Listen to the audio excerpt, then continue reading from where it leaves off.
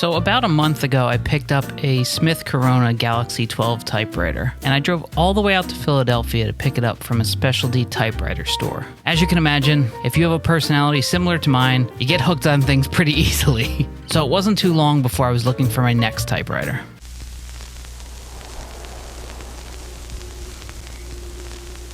Hey guys, thanks for checking out this video. If you're new here, please consider subscribing below. We put out new videos every single week. So I started looking for a different kind of typewriter. I was looking for another Smith Corona because according to Tom Hanks, and I get all my life advice from Tom Hanks, Smith Coronas are one of the best. I started looking for a quiet version of it because when I was going to purchase this one in the typewriter store, they had shown me this quiet typewriter, but it was like insanely expensive. But I kind of knew the seed was already planted in my head that I was gonna want one anyway. When I'm using the typewriter, typically I got 3 kids upstairs sleeping, so I don't want to be typing away on this thing, waking everybody up in the house. So I started looking for a quieter one. And I came across this Underwood Deluxe typewriter, which, you know, it says this thing is portable, but I don't know how anybody could travel with these things at any point. And I actually found it for around $20 on Facebook Marketplace. And it was right in my town that I live in. So I drove to the lady's house and was able to meet with her. I already had it in my head that I was buying this thing as long as it wasn't broken into a million pieces. Because it was at the right price, it was functional, and it was one of those models that I was looking for, the quiet versions. And she had this great story of just remembering her father in Kearney, New Jersey, which is where I grew up.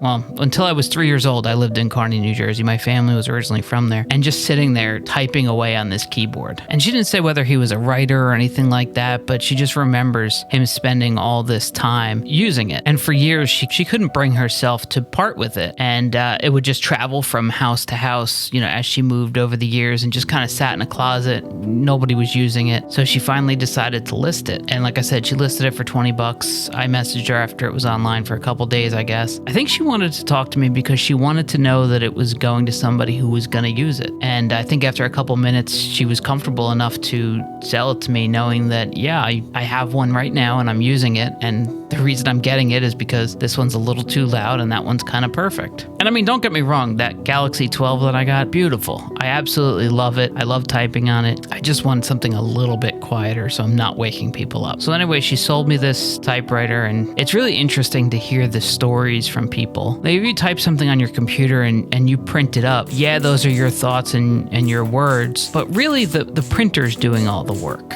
You weren't sitting there staring as each letter was put on that page. Whereas it's different with a typewriter. You're watching every single letter come on that page. And if you make a mistake, you're the one who has to figure out how to fix it, whether it's white out or putting a big X on it or just restarting from scratch. I think there's something more personal and intimate about typing a letter to somebody on a typewriter than you can't really get from a computer. I mean, I guess a handwritten note would be equivalent, but I can't do that. My handwriting is terrible. So that's just not an option for me. Now, I did have to change the ribbon on it, and as you can imagine, there's not a lot of typewriter videos on YouTube for whatever reason.